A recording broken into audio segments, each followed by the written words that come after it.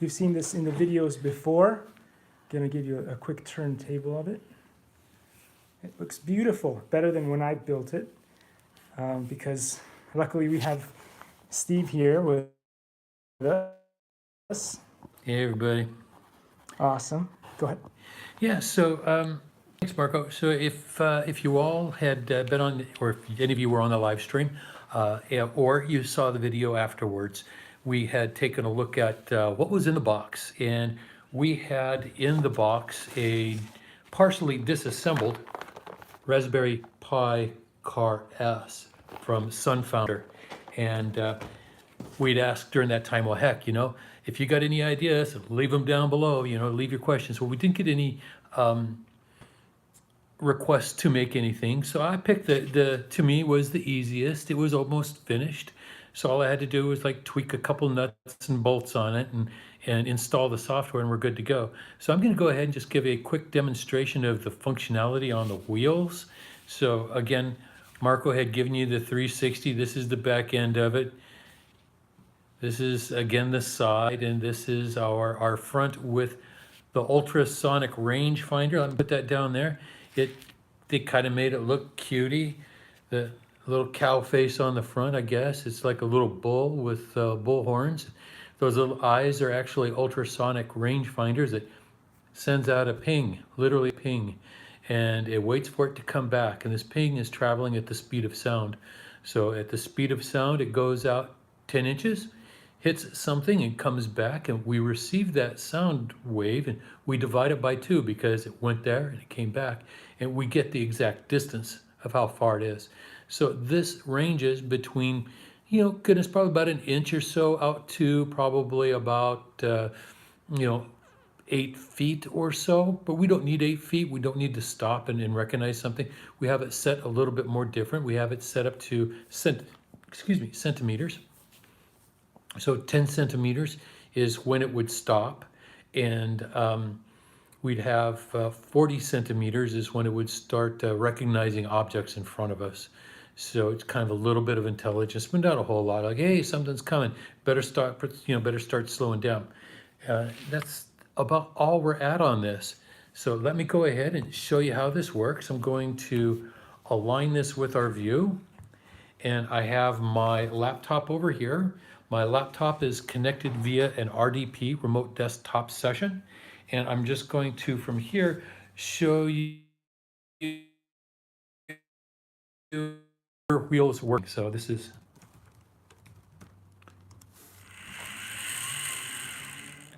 backwards and forwards. So that's just a quick test to make sure that you have your wires all correct. It's called a rear wheel speed test, and obviously it goes forward from low to almost high, and from almost high to almost low, both in the forwards and backwards position. I'm going to move the car forward, and this is almost like your car at home. So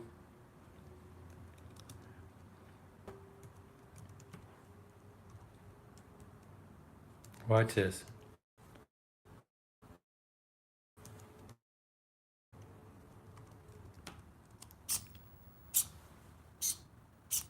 That's the range of the turn. So when you make a turn in your car and your front axle, you want to go left or you want to go right, it's doing the exact same thing. It's running left or running right, depending on what we want to be able to do.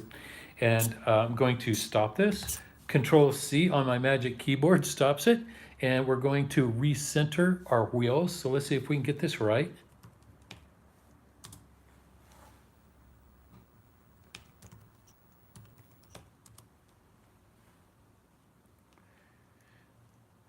Servo, okay, 1 second.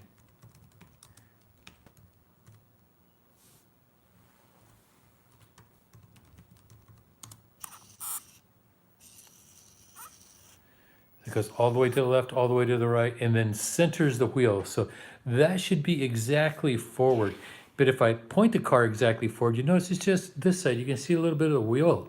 So it's still pointing a little bit to the right. So I've got to adjust it a little bit. I've tried adjusting it through the variables that are set for the servo. So you can set the servo plus or minus 30 degrees off of what they assume the 90 degree would be. And if you're a little bit left or a little bit right, you can adjust that. So I put it to a -15, and it's a little bit better. So I probably need to go to about a -30, which would take it and move it 30 degrees, to your left-hand side. So if your wheel was pointing away from your body, to the right, clockwise, would be a greater number than 0, and moving it to the left would be a smaller number than 0 to move it to the left. So you probably need to bump it from a -10 right now to probably about a -30, really whack it, move it over a little bit. So that's how that runs. I'm going to go ahead at this time and take a quick break, and while I am getting my next script here up and running, Marco is going to explain about his gifts giveaways. So Marco, get on over here from behind the camera and explain your gifts. Prizes, not gifts. It's like what's in the box, only you get it. All right, Yay. so as I explained before in other videos as well, let's see if we can put the car away for a second. Steve and I are doing this whole thing, and he did the what's in the box, and what's in the box had a bunch of parts. So if you guys have suggestions of what you would like to see in the next robot or added onto this robot, we need at least about 10 suggestions from somebody. And if we get those, the best 3 will be picked, and the third prize will be this awesome hand-throwable plane that you guys have seen me test on the channel before. And the second prize will be this little cool drone that you see right there.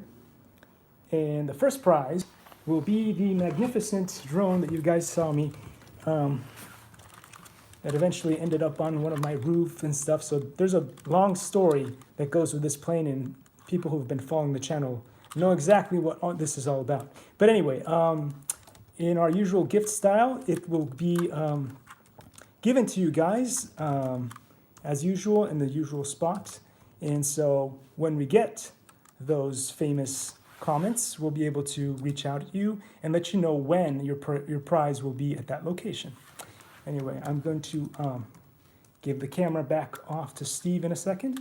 But anyway, I'm going to show you guys these prizes one more time because he's still punching numbers. Yeah, my fingers are old. Anyway, so this was that plane that you guys saw me throw.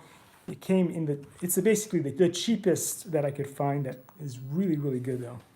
And again, all our stuff is always going to be low budget until we make it big. Don't hold your breath. All right, it's back to Steve, guys. Alrighty. So the next step is, since we're not really set up to show you how it runs through the kitchen or how it, open field navigation. Today I'm just going to place the car on top of my little candle stand right here. I'm going to show you how the ultrasonic rangefinder works on this. So here we go. It's really pretty simple. I'm going to set this up, and I'm going to run a little test code that I ran, and it is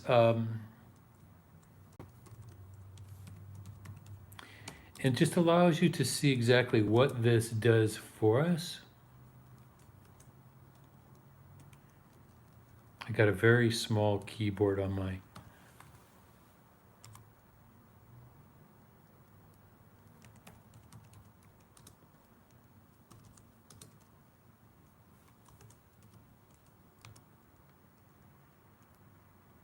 okay.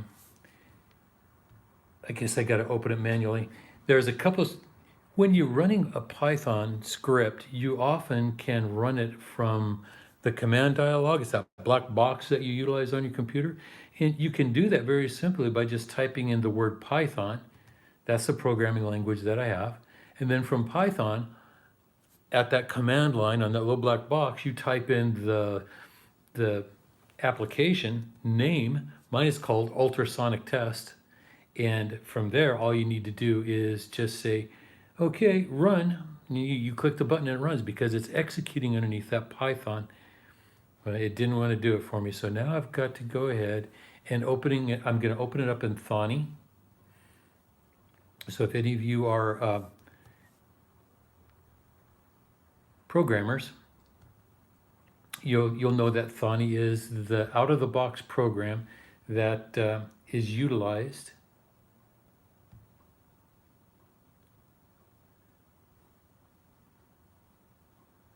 goodness.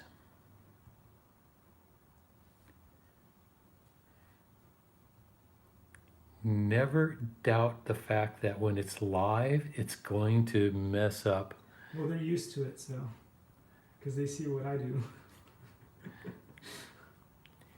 Okay. I guess, no, hold still. I guess it wouldn't.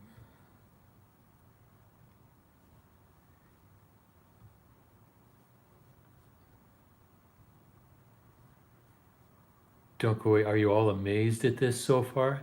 Really crazy stuff, right? Not. Ah, we're back. The cloud of doom is back. Okay, great. Right. Okay. So, yeah, sorry about that. I think there was a timer on the screen that if it didn't have any activity on the cell phone kind of said, well, let me gray this cell phone out. And it died. I'm letting you all know into the secret that we're using Marco's cell phone to record this. Old technology.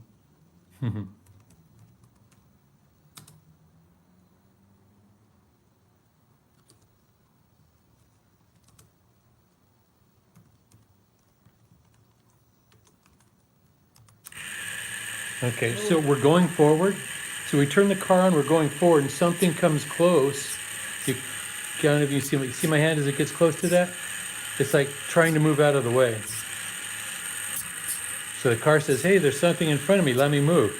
The real world, there we go.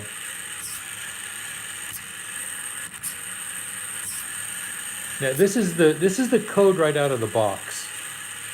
The stuff that didn't work well was the stuff that I wrote. But this is the stuff right out of the box. And you notice that something is really, really bad in this code. It stops way too late. Now it's stopped. Now it can go. But I'm a little kid. I'm running along. Hey, We'll get get it your running. phone.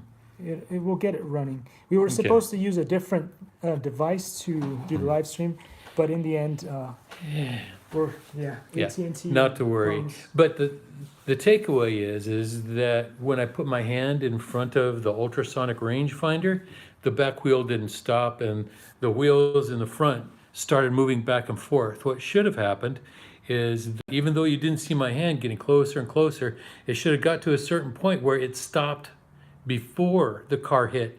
Then the car says, well, what do? I back up. I turn a little to the left and a little to the right, and I decide whether or not there is a person or thing on each side of me. And then I make a decision. Do I go left or do I go right? If left and right is both blocked, then it backs up. So as you can see, the code that was out of the box needs a lot of work. It's meant for just turn it on, put it down, watch it bang into stuff. But if you really want to make it go and do good stuff, you need to be able to jump into the code. So whether it is this little thing here, or whether it is the drone, please put your suggestions down below, what you would like to see next.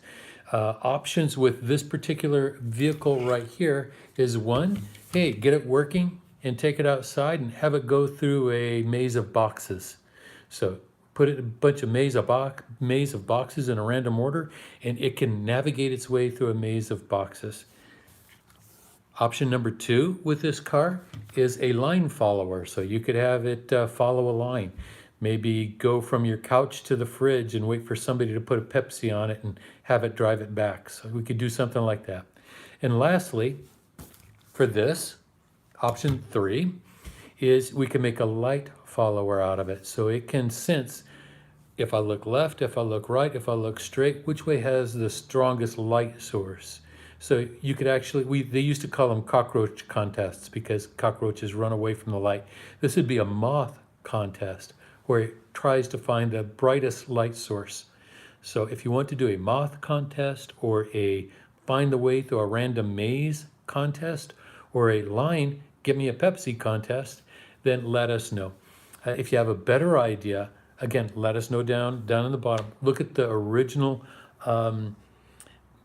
live feed that we had. There was other projects that were in there. You can also submit your ideas from that what's in the box presentation. So again, I'll call it good for right now. Marco, do you have anything you want to say goodbye to the folks? Sure, I'll come over and say Okay. goodbye. It's been an awesome little live stream. I'll move this out of the way. Oh, here we go.